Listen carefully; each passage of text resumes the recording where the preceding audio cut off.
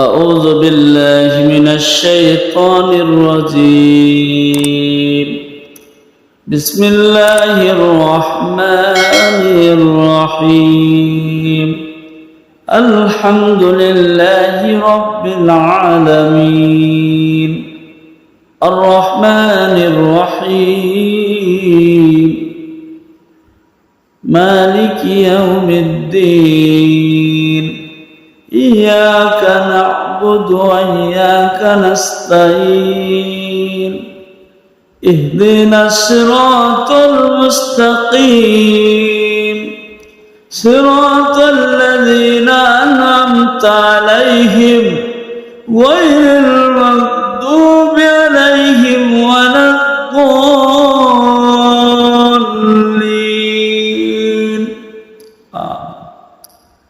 بسم الله الرحمن الرحيم.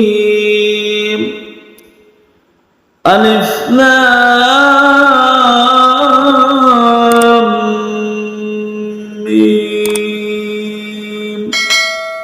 ذلك الكتاب لا ريب فيه هدى للمتقين الذين يؤمنون بالغيب ويقيمون الصلاة مما رزقناهم ينفقون والذين يؤمنون بما أنزل إليك وما أنزل من قبلك وبالآخرة هم يوقنون أولئك على هدى من ربهم وأولئك هم المفلحون. إن الذين كفروا سواء عليهم أنذرتهم أم لم تنذرهم لا يؤمنون. ختم الله على قلوبهم وعلى سمعهم وعلى أبصارهم غشاوة ولهم عذاب عظيم. صدق الله العظيم.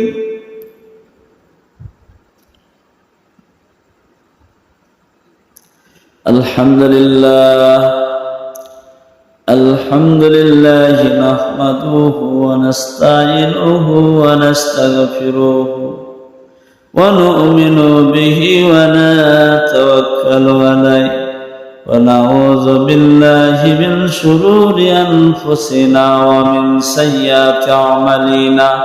من يهده الله فلا مضل له ومن يضلله فلا هادي له ونشهد أن لا إله إلا الله وحده لا شريك له ونشهد أن محمدا عبده ورسوله. إن الله وملائكته يصلون على النبي يا أيها الذين آمنوا صلوا عليه وسلموا تسليما. صلى الله عليه وسلم.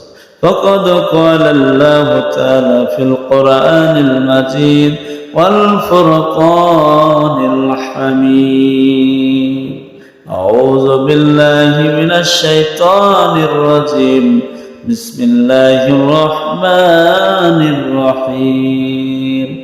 قل هو الله أحد الله الصمد لم يلد ولم يولد ولم يكن له كفوا أحد. সমস্ত তারিফ, সমস্ত গুণগান, সমস্ত আরাধনা সেই মহান আল্লাহর জন্য যে আজকে আল্লাহ রাব্বুল আলামিন আমাদেরকে দিনে মাহফিলে বসার তৌফিক কিনাত করেছেন, তাই সব আলহামদুলিল্লাহ। শাকায়ে নামদার তাজদারে মদিনা মুহাম্মদ মুস্তাফা সাল্লাল্লাহু আলাইহি ওয়াসাল্লামের উপর শত সহস্র দরুদ ও সালাম বর্ষিত আল্লাহুম্মা আমিন। যে আল্লাহ রাসূলকে সবাই বংশ এই ইখলাসের তাফসীর হচ্ছে এই শাহী নজর। আল্লাহ রাসূলকে সবাই বংশ পরিচয় জানতে চাইলেন। যে বংশ পরিচয় মোহাম্মদের কি, এই আল্লাহর বংশ পরিচয়, যে আল্লাহর বংশ পরিচয় কি, আল্লাহ কার সন্তান, আল্লাহর বাপের নাম কি, আল্লাহর মায়ের নাম কি, এই বংশ পরিচয় মোহাম্মদ তুমি জানিয়ে দাও। এই প্রশ্ন করলে কাফেররা, যে আল্লাহ রসুল সেই সময় কি বললেন, যে এই প্রশ্নটা উত্তর দিবেন, কিন্তু আল্লাহ রসুল নিজের ইচ্ছায় কোনোদিন উত্তর দিতেন না। আল্লাহ রসুল আল্লাহর তরফ থেকে ওই আসতেন, ওই এসে জানিয়ে দিত, তারপর আল্লাহ রসুল সেটা মানুষকে জানিয়ে দিতেন। সেই সময় ইখলাস সূরা নাযিল হলো, সূরা ইখলাস, যেটা আমরা বলি কুল হুয়াল্লাহু আহাদ। আল্লাহ রসুলকে বলে, হে নবী তুমি বলে দাও, কুল মানে বলো, আল্লাহ এক, অদ্বিতীয়, আল্লাহ ছাড়া কোনো মাবুদ নাই। আল্লাহুস সামাদ, বলো আল্লাহ কার মুখাপেক্ষী নাই, আল্লাহ বেনিয়াজ, ওয়ালাম ইউলাদ ওয়ালাম ইয়াকুল লাহু কুফুয়ান আহাদ। বলছে আল্লাহ কাউকে জন্ম দেননি, আল্লাহ কারো কাছ থেকে জন্ম নেননি। আল্লাহ মুখাপেক্ষী সবাই, কিন্তু আল্লাহ কারো মুখাপেক্ষী নয়। এইভাবে জানিয়ে দিলেন আল্লাহ রাসূল। এই জন্য সূরা ইখলাসের মধ্যে আমাদেরকে আল্লাহ পাক জানালেন যে নবী তুমি, এই তাফসীরের মধ্যে এটাই পাওয়া গেল যে নবী তুমি বলে দাও যে আল্লাহর বংশ পরিচয় হচ্ছে কুল আল্লাহু আহাদ, আল্লাহ এক, আল্লাহুস সামাদ, আল্লাহ বেনিয়াজ, লাম ইয়ালিদ ওয়ালাম ইউলাদ, আল্লাহ কাউকে জন্ম দেননি, আল্লাহ কারো থেকে জন্ম নেননি। ওয়ালাম ইয়াকুল লাহু কুফুয়ান আহাদ, বলছে আল্লাহ কারোর মুখাপেক্ষী নাই, আল্লাহর মুখাপেক্ষী সবাই। যে আমরা আল্লাহর মুখাপেক্ষী কিন্তু সবাই, কিন্তু এইভাবে নাজিল হয়েছে, সেই সময় পরিস্থিতি অনুযায়ী কোরআন হাদিস নাজিল হয়েছে। যে আমাদের এই কোরআন শরীফ 23 বছর লেগেছে নাজিল হতে, পরিস্থিতি অনুযায়ী আস্তে আস্তে কোরআন নাজিল হয়েছে। তা আল্লাহ পাক আপনাদেরকে এই সূরা ইখলাসের সংক্ষিপ্ত তাফসীর আপনাদের সম্মুখে করলাম।